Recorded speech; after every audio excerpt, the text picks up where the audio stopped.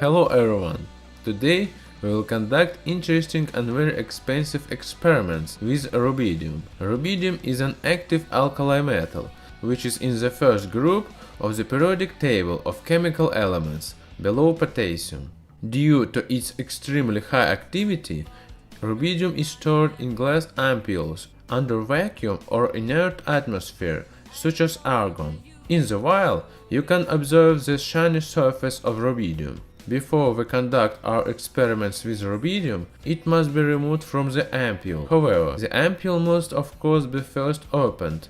To do that, in order to open it, I took a file and scratched the ampoule to get a more flattened crack later on. Then I hit the ampoule with a hammer, and now it's open. However, our rubidium is still trapped inside. To finally get it out of there, I used the small melting point of rubidium, which is 39 degrees Celsius. I heated the vial with the rubidium inside with a torch and poured off the resultant molten metal into the jar of kerosene. Because kerosene has water and oxygen impurities in it, rubidium oxidized very rapidly even in kerosene and becomes coated with a layer of peroxides. Rubidium is an incredibly soft metal. Its hardness resembles a butter at room temperature. Now, let's conduct some chemical reactions with it. To get started, simply cut off a piece of rubidium and leave it on a napkin. Because of the oxidation with oxygen, rubidium melts by the heat of the reaction. In this case, rubidium might become self-igniting, setting flames to everything surrounding it. If you take a large piece of rubidium and leave it on a wooden surface, it will then firstly melt, and later self-ignite, burning with a beautiful violet flame, because of the rubidium ions.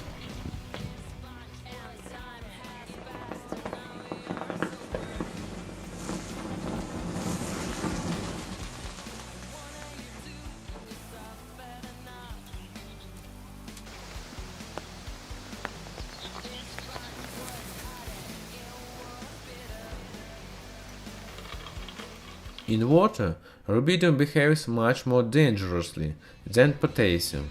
If you throw even a small piece of rubidium in water, an explosion will immediately occur. Because rubidium is much denser than water and has a very low melting point, large pieces of rubidium vigorously explode in water.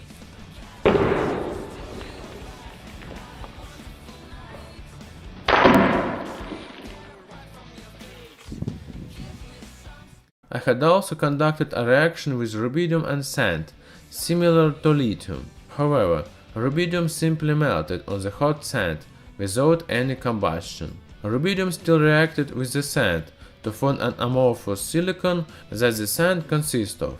A beautiful effect was when rubidium was somewhat absorbed in the sand to form a shiny metal surface. Even more interesting was the reaction of rubidium with sulfur. At first, I just set fire to the rubidium with sulfur, and the reaction was pretty rough. Then I have melted the sulfur and added pieces of rubidium to it. Rubidium burned in the sulfur to form beautiful sparks of molten metal.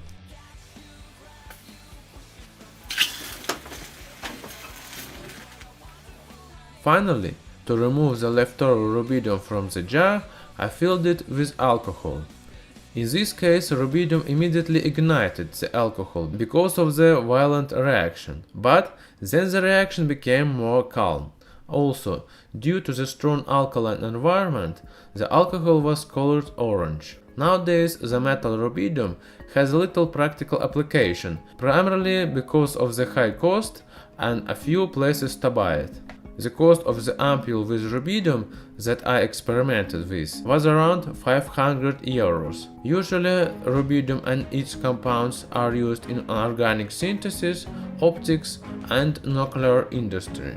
Vapors of rubidium are used in the high-precision rubidium clocks that are of extremely low error. Subscribe to my channel to see many more new and interesting things. A big thank you to the Faculty of Chemistry Chemicum at the University of Tartu for the provided rubidium for our experiments.